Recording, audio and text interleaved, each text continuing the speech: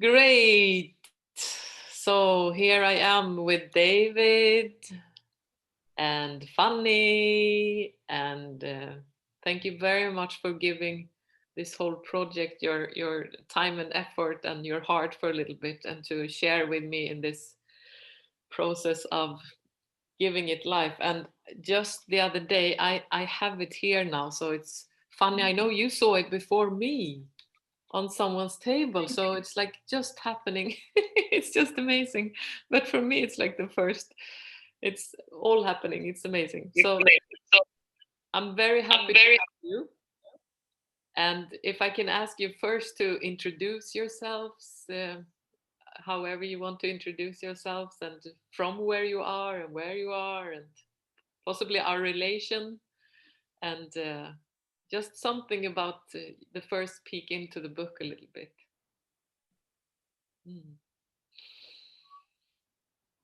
Who's starting? Who's starting? I can Okay. go if you like. Mm-hmm. Yeah, So perfect. my name is David Lynch. So I live in Reykjavik, in Kópavogur, in Iceland in these days. And I've been here for the past, I'd say more than 30 years. So the second half of my life has been in Iceland, although I was born and raised in England. And in my life, I've traveled around the world a lot. I've been to many, many places doing humanitarian work. So that's given me a certain perspective on the breadth of how people can behave towards each other, in the best ways and the not so best ways. But now I'm here in Iceland, and I really appreciate the nature and the peacefulness of this country. It is my home. It's where I will be buried under a rock on the heath, where the winds and the stone grow. So and I'm a man. I'm a dad. I have 3 grown-up children. I'm going to be a grandfather next year. Whoa, congratulations. Whoa. Yay. Um, for a living, I manage projects, and I'm also a coach. And I've met Matilda a long time. 14 years ago, I met Matilda. Cool. And we've been walking sort of more or less the same path. In a way, we've been bumping into each other regularly for the past 14 years. And we've been through a lot of trainings together, and Matilda has taught me a lot, and I've learned a lot. And then I've started to work more closely with Evolvia. So I teach coaching, and I coach a lot. And I'm fascinated in people. I'm a very curious cat. Yay. So this makes me curious about the book as well. Yeah. And Matilda is always a wonderful woman who presents interesting challenges and conundrums for people to solve. That's part of her. That's part of her personality as a transformational farmer. She keeps planting seeds everywhere she goes. And then after a few months, you start to feel something in your chest. Oh, what's that? Something coming up. Something that I want to look at. So I've seen the way that this book has been birthed a little bit. And I think it's been a tremendous journey. Yes. Very brave of Matilda to do this. And I've enjoyed very much watching what's been happening whilst this has grown in your tummy and then come out. Yes. Any like reflections? You have been correct reading and supporting in the last part of the book, so you have actually read through the whole thing. If you would like some like first reflection on having seen it all, what would that be?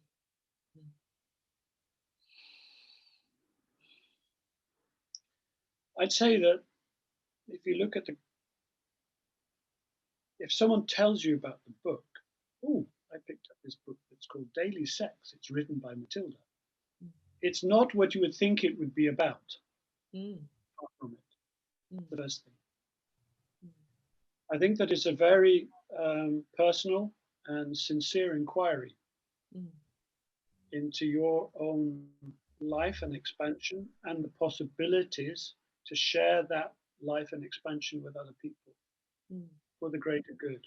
Mm. It's poetically written, it creates deep thoughts, it encourages people to think and to talk. Mm. Yay. Wow, how many beautiful words. Whoa. And we will share some more. So we will elaborate on different, angles of all that beauty afterwards. Thank you, David. So funny, please. Mm. Amazing. I can't wait to read it. This is such a good teaser. I'm Fanny. Using the name Fana because I'm a energetic healer, an artist mostly. I'm using it through my art. I'm channeling for people from my source, which is Pleiades, Mhm. and I'm working with that. And the artwork is coming with a mantra also, and so yeah, I'm Mm. doing that, and I'm also um, oracle writer and illustrator, but in French because I'm French, and Mm. I'm living in Reykjavik since the 26th of October last year, Mm. and it's the best decision I made. Mm. And yeah, I feel home here too, so I hope I will be buried here too. Mm. How I met the book is that I was at Mama, the vegan restaurant in Reykjavik, and I met Maria. Uh, she was reading the book, so that's why I saw the physical book before Matsuda, because Maria is a super fan, and I was like cold by the book. I didn't even said hi to Maria. I was like, what's that? Because for 1 week I was feeling the call for the opening all the sexuality thing and the sacred sexuality and healed all of that stuff that is a weight, unnecessary weights. Mm. Mm. So when I saw that, I was like, yeah, whoa, what is that? Oh, great. And yeah, so Beautiful. Have your first reflection, having looked into it a little bit now, how would you describe your first reflection from being called to it? about the title, I was like, whoa, daily sex. Is it just sex alone or in partnership? Because I felt like exhausted of thinking daily sex. It was like, what? Mm. And then I saw all the chapters, and I feel like it's basically all that I'm searching for in my life, and all the questions that is coming into me, and it's such an inspiration, and I feel that I will find many keys for me to go where I want to go through the book. So I really can't wait to read it. Wow. How beautiful, how beautiful. I wish that will be the fact. Ah, beautiful. Thank you so Thank you. much. Mm. Yeah, thank you so much, both of you. So this was our introduction, and we were going to share some more now. So thank you for this part. Great. So David and Fanny, we're going to continue sharing around. You have looked into the chapter called 29, Grass Greener on the Other Side. So we can also reflect on any kind of points that the book, looking a little bit at the book now, has evoked. So where should we start? Mm. So I'm feeling that I want to share about my personal experience around that, because I got this chapter yesterday and I had a ceremony before, and then I had a discussion uh, with someone I care a lot in my heart. Mm. And I felt uh, it felt so painful after that, and I couldn't sleep. And then I got into the chapter, and I was like, oh my god, this is what I want. So it was like, it's so funny that it was happening now, because it was just like, it was just about the discussion we just had, and I was reading it, and I was like, yeah, I want that. Why is it so hard? Especially with the first sentence, and I was like so crying over the sentence, which is like, why would I long for simple rustica when I have like a luxury car? And then I was like, yeah, but why people are always telling me that I'm kind of a luxury car for them, but they don't wanna choose me at the end of the thing. So yeah, it was really on point. And I was like, I want to be the chosen luxury car. Yeah. Beautiful too. But I guess it's very beautiful to become clear of that. For example, I want to create a relationship where I guess the foundation of that thought is that am I worthy to be someone's favorite, or be that much for someone? Kind of evokes, can I stand that? Can I be there and allow that to kind of develop in some way? And I guess that was the point, because if it's not happening, it's probably because I don't feel like this luxury car. So that's the work to do. And you will be the only one who knows about that, but that's yes. David, you want to continue somewhere? Yeah, I can come in on that. Well, I mean, I had some thoughts about the title, but let's take that later. But this idea of the car being chosen as the luxury car, it kind of, I was kind of like, oh, because that's not how I got it. No. That's No, perfect. no, but it is perfect. But it's something that I come across, and it's a theme which runs through the book, that it's written very much in the feminine voice for me as a man. Yes. So I see it very much as a window into the female soul. Beautiful.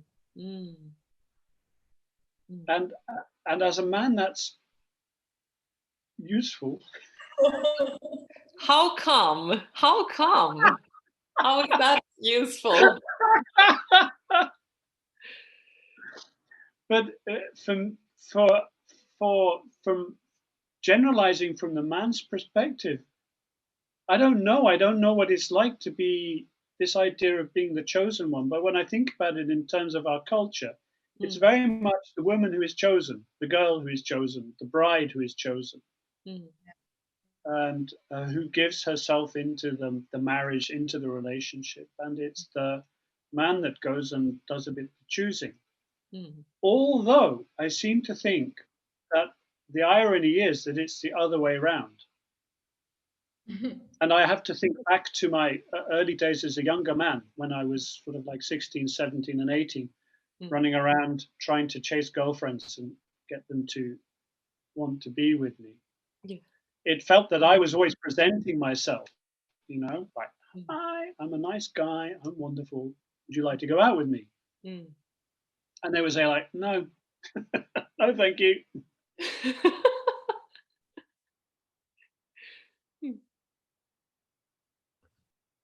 Oh, it's lagging. Yeah, the sound is a little lacking something. I think David is frozen just for a little bit here.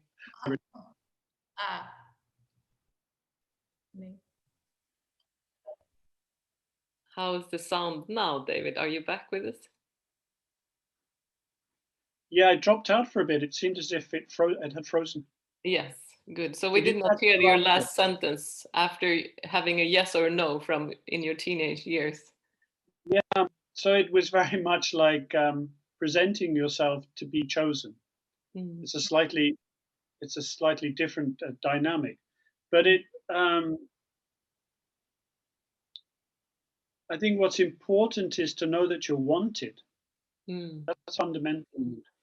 Yeah. Very deep down inside. Yeah. For everybody and at all ages of your life. As a child, you want to know that you're wanted, and as a teenager, you know that you want to know that you're wanted, and as a young adult, and so on and so forth. Yeah. And as you get older, you still want to know that you're still wanted. After everything, I still want to be with you. Yes. And I think that for me particularly, and for many men, it's that we're wanted because we're valuable for some reason. Yeah. And I think this is also the beauty of a relationship. That ties back. Yeah. Both for both parties to feel this longing of creating this together, and you know, to choose each other in a way. I think that this is the theme that comes through the book more than once, and particularly in this area, it's about choice, and it's the constant choice. Yeah. In order to build something profound. Yeah, it's not the choice once, but again and again and again and again and again. Yeah. You want to connect with that, Fanny? But I'm coming from the state of being single, so it's a totally different statement, I guess. Yeah. So yeah, I don't experience yet those things, but I hear you, and I want that. I want that in the way. And also I want to reflect on the thing that I feel like you, David. I really feel that it's very mannish, boyish to experience that, but I also experience that all the time because I'm pretty stubborn and picky. So I'm choosing one, and then it's happening, and then it's not happening anymore. But so I feel the same in a way. It's a very interesting question, this idea of being stubborn. Because it's like one of the pressures is that you have to make a choice. That choice has to last a lifetime. That's a very culturally imbued idea. And so there could be some cases, and a lot of times people, because of their own stubbornness, decide that they're going to stay in a place which is not really suiting them. Yeah. But because they made the commitment, and because they're stubborn, because they haven't reviewed what it is that they want regularly enough with the other person to be able to grow and go forward, it becomes somehow stagnant.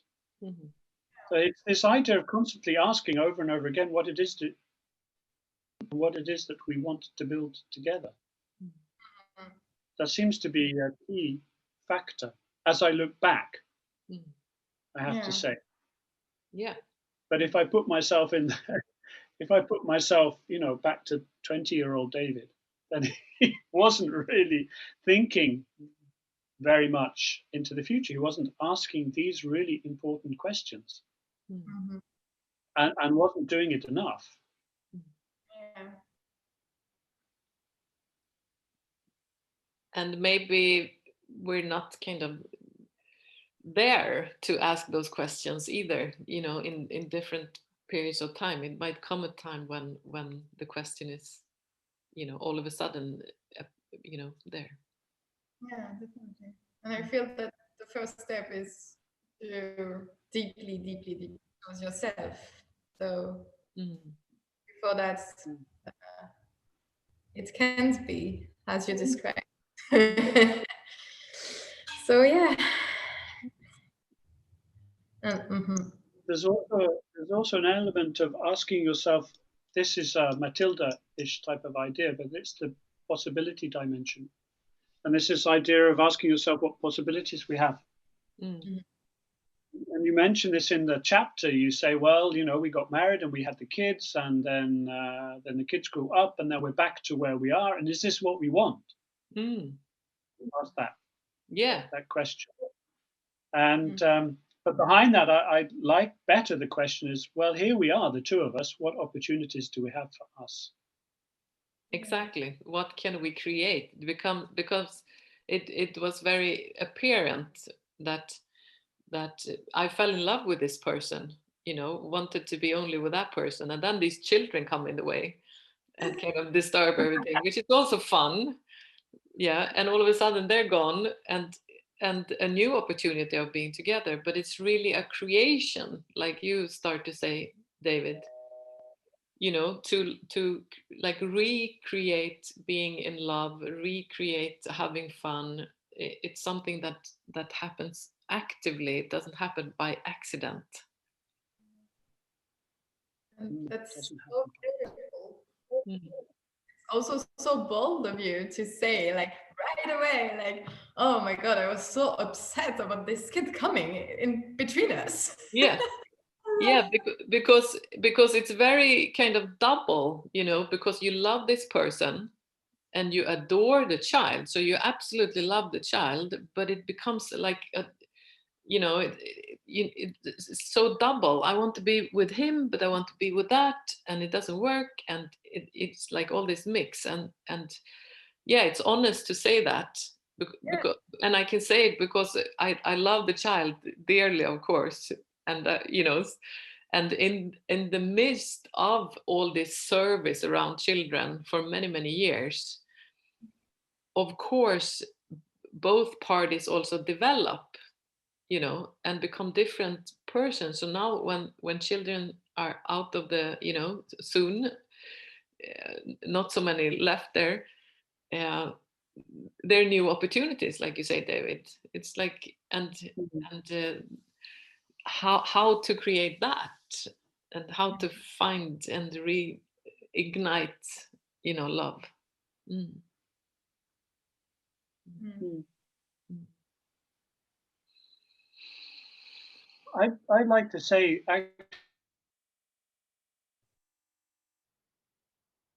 actually, it felt to me more like an expanded we. Yeah. Rather than a choice between the mother and the baby. As a man, as a father, what I felt was that the mother gave all of her attention, 120% to the child. There was a bond of love which was absolutely beautiful to observe and to see. And of course, there's my bond with the child, but it wasn't the same.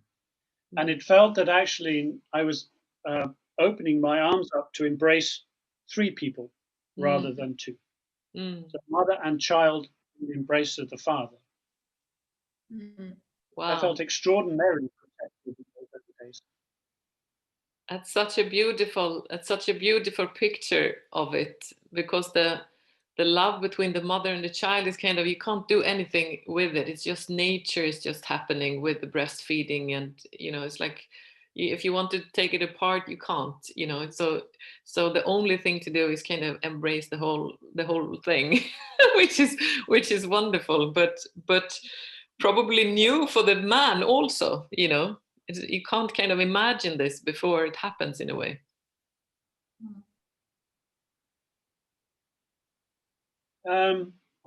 No, but you take on. Well, I think you feel it as if you take on an extra protective role, and so I don't know how it is for men, but generally us men and the men around me, we're a bit protective. We're the type of guys that like to walk around the house before everybody goes to bed and make sure the windows are closed. We don't like to go to bed before everybody else has gone to bed in the house. And things like this, we're the ones that have our heads on swivels in the playground, just checking that everything is okay. Whereas the moms tend to focus very much on the children. We have the wider view. Yeah, So I think for me, it flipped in really interesting, trying to be the person that picked up the slack, and tried to make the life easier for the mum, so she could put her energy on the baby, which was the most important thing.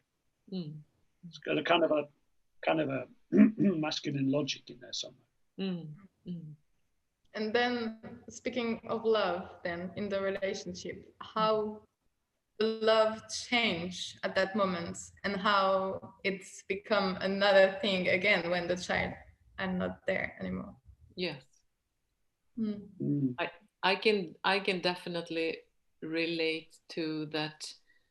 The children are kind of in the way, you know, or takes its space, but in a wonderful way, of course, that you want it to happen. But it's very easy that parents kind of even grow apart a bit, because there is all these, you know, individuals in the game here. So it's not so much space for the sex life or for intimacy, or it's not always possible. So that needs to kind of find out how do we kind of handle that in the midst of all the, you know, many individuals around, also to find some privacy. And one thing that we did when the children um, grew up a bit and did not need to come into the bedroom during the night, we started to close the door and lock the door, so we have our privacy to be with ourselves. And that was a fantastic way of creating space and safety, kind of for the space we needed. But there's not this freedom anymore to, like, whenever you feel it, you can do it, actually. That's not, I mean, after that, I think it depends of your parents, because my parents were pretty young and I was in the middle of sex attraction all the time. I was very aware of that and aware of their sexuality and all that stuff, because it's like they couldn't stop themselves. It's just natural and it happened, and that's the way it is. Beautiful. Yes. But what comes beautifully out in the book is this idea of sex is not just the act itself. It's an expansive view of this relationship and this energy of deep affection. So as a kid, I always felt very beautiful to watch my parents being affectionate with each other, stealing a kiss or a hug or an embrace, whilst they were doing the general daily work. And strangely enough, as a child, it made me feel even more secure to know that that was there. Not that I knew what it was just mum and dad being nice to each other. Yeah. So in a family environment, it's that expansive form, which is rather nice. Yes. And you tend to, and maybe the other thing is that you tend to become less shy when you have kids. So because there's always this joke that mothers have, is that they can't go to the toilet in peace without having someone bang on the door. And as a dad, I can explain that, you know. So for instance, you don't get to have a bath on your own because you have lots of happy little friends helping you. Yes. Yeah. Yeah. It's marvelously wonderful. It's part of family life. It's a very, very beautiful thing. Yes. Take care of each other in this way, deeply loving. So it kind of makes up for the lack of, what can I say, pointed intercourse. Yes. Yes. Plus the fact that you're very tired most of the time. Yeah. But then also I wish it's sensed in the book that the whole aim is to kind of describe the feeling in this body and the bliss sensation which is possible to have, which is not it's not it does not have to be between two people. It's about the pleasure and this extent, to what extent we can like experience pleasure ourselves, not being to be dependent on anyone else. It's more, can we invite sexual energy, or can I invite my well-being in my body to a little larger instead, so I feel freer and better, and yeah. And so it is every day. It is every day, right? For you. Yeah. Yes. What is your question now? Are you doing daily sex for real? Yes, for real. We are engaging in intercourse, in sex every day. Yeah, we do that. Okay. And Because it started out as like a game to try out, but it opened up so much with our bodies and in how we feel together. So we're still doing that. Yeah, because the bodies like it, and it brings a lot of new ways. My body opened up in different new ways, and our conflicts became less, and a lot of good things. Nice. And speaking of energy, because I was like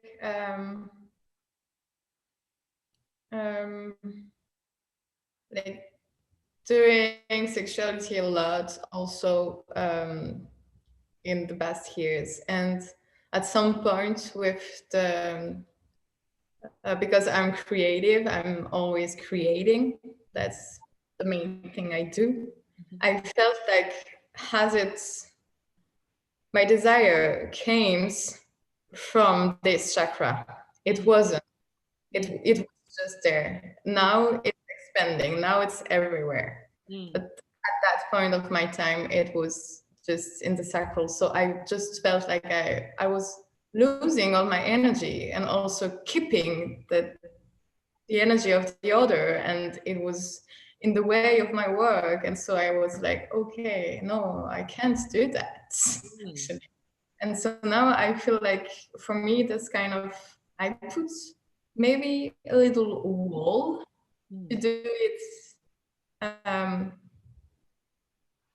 quickly or something. And yeah, and I'm more comfortable with the energy, like not having the penetration that can come later, and just like it's easier for me though to having pleasure with the energy, so it's crazy, but But that's so fantastic, because also the aim with the book is not for everyone to do the same thing or copy something, not at all. It's a way to share some pieces that work, and for everyone to reflect on. And there's not it also, sex does not have to include penetration at all. You can have sex with just energy, so we don't even have to touch to mix our energies and feel very, everything ecstatic and orgasmic and everything. So it's more uh, yeah, the aim is kind of to invite into just looking out from my eyes, or it's like one some desire of giving it away, something that I don't know what will happen with when it's out there, but that's like from where the book is written. which is wholesome and so needed, and it's so authentic, and it opens so many doors, and yeah, it's like we need that. Yeah. Matilda, I like very much the sense that this book is calling us to pay more attention to what it's saying to us, and to go deeper into the body.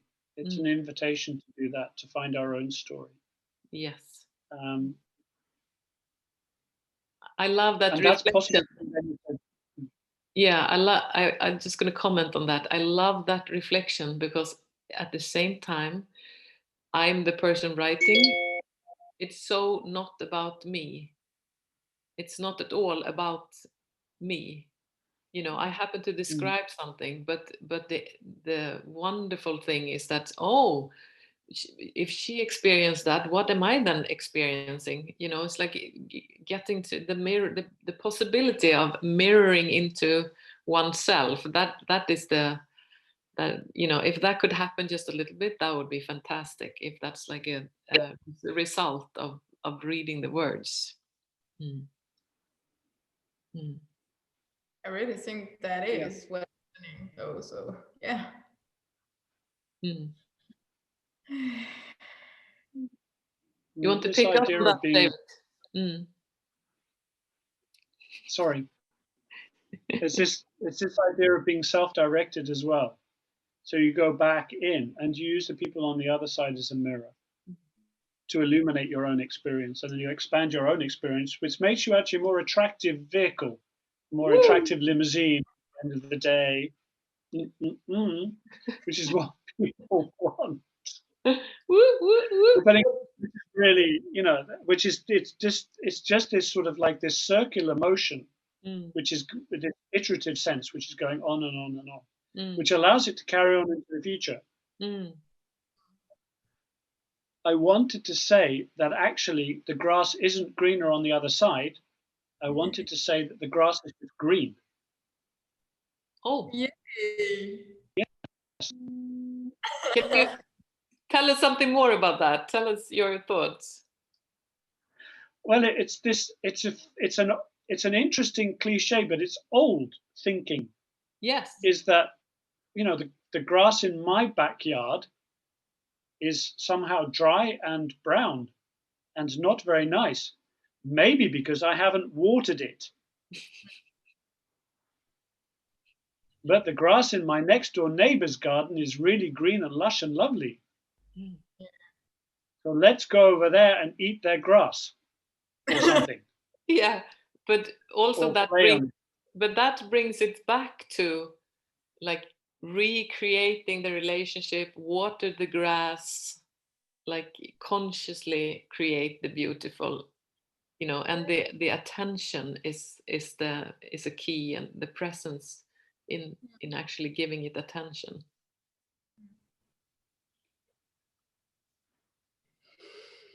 Mm. Mm. Mm. There's a gardening metaphor here. Yes, very much, very much. Tend to your own rosebuds, my dear. I think I'm going to protest. You know, I'm going to see to that it does not become like dry grass in my garden. No dry grass in your garden. No. Mm-mm. Make sure that you water it, my dear. Yes. Mm. But there's also this idea of scarcity thinking, which is also old thinking. Yes. You Yes. know? Mm. So we turn it around and let's play the game of building a nice garden for ourselves. What is this garden that we would like to create for ourselves? Mm. You know, and the metaphor is lovely. It also extends into literature, the idea of the secret garden. Mm. Yeah. Beautiful, beautiful. We can possibly create, you know, have all the flowers and all the richness of the juicy grass, and you know, what kind of garden do we want to create, really? Yes. Try everything. Yeah. Mm. You would like to create everything. Because the garden I'm thinking of is the Garden of Eden. Now I'm getting very esoteric. Whoop, whoop, whoop. Where God's children were placed in their nakedness and in their innocence. Mm. And they didn't even know that they were naked. Mm. Mm. Yeah, sure. Oh my God. So We everything need. was there. So we're going to start to complete our sharing together. So we could probably go on for a long time about all kind of parts, but we're going to bring it to an end. So any last reflections or last comments or words before we complete? I just want to reflect more on this thing because of the garden, because I really, really resonate with it in this chapter. And I was like, yes, oh my God, it's just an illusion that the other relationship can be better because you're getting annoyed in the one you are. And it's just about the choice. Okay, now I decided that it's you. And so I'm gonna be curious with you. I'm gonna try to see all of your soul everywhere in you. And yeah, and so I had a question because I saw that there's a chapter around polyamorous and thing. Mm-hmm. So I was asking myself if you guys have tried that, because I tried, so that's why I'm asking. It's a long might be a long chapter to share about that too, but I'm gonna wait for it.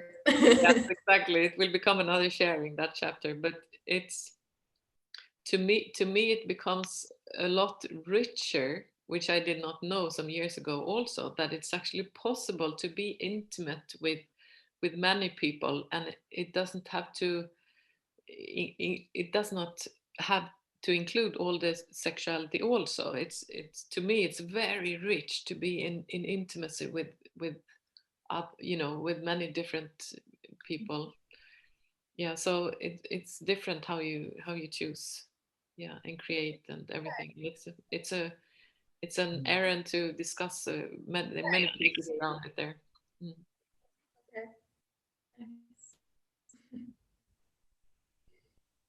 And anything you want to connect with that, David? Well, that is not more than you've had to say. I mean,